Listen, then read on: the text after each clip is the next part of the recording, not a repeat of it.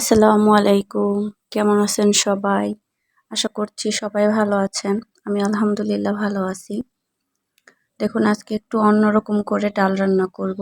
এখানে 2 ধরনের ডাল নিয়েছি। রসুন কুচি, পেঁয়াজ কুচি আর কয়েকটা কাঁচামরিচ ফালি করে দিয়েছি। পরিমাণ মতো লবণ, সামান্য হলুদ দিয়ে ঢেকে দিব। ডালটা যখন পুরোপুরি সেদ্ধ হয়ে যাবে, একটা ঘুটনি দিয়ে ঘুটে দিব। মানে ডালটা আধ ভাঙা করে নেব। দেখুন কিভাবে ডালটা ভেঙে নিচ্ছি।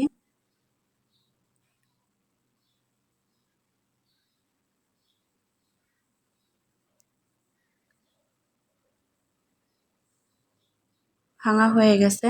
এটা একপাশে রেখে দিব। আর একটা প্যান নিয়ে পরিমাণ মতো তেল দিয়ে সামান্য হলুদ আর লবণ দিয়ে একটু নেড়ে নিব।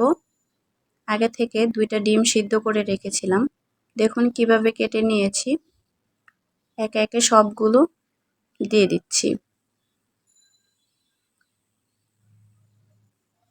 উল্টিয়ে নিব। ব্রাউন কালার করে 2 পাশ সুন্দর করে ভেজে নিব। ভাজা হয়ে গেছে। এখন উঠিয়ে নিচ্ছি।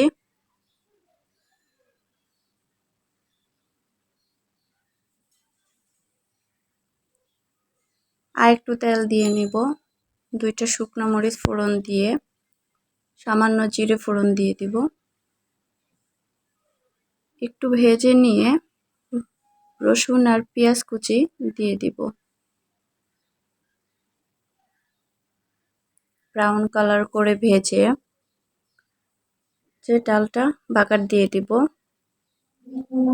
ভালো করে মিক্স করে নিব। ওই যে ডিমটা ভেজে রেখেছিলাম ওইটা দিয়ে দিলাম। একটু মিক্স করে নিব। কয়েকটা কাঁচামরিচ ফালি করে রাখছি ওইটা দিয়ে দিলাম, এটা ফ্লেভারের জন্য। ধনিয়া পাতা কুচি দিয়ে দিলাম। ভালো করে নেড়ে নিব। কিছু সময় জাল করে নিলেই হয়ে যাবে। দেখুন দেখতে কতটা লোভনীয় লাগছে। খেতে কিন্তু খুব ভালো লাগে।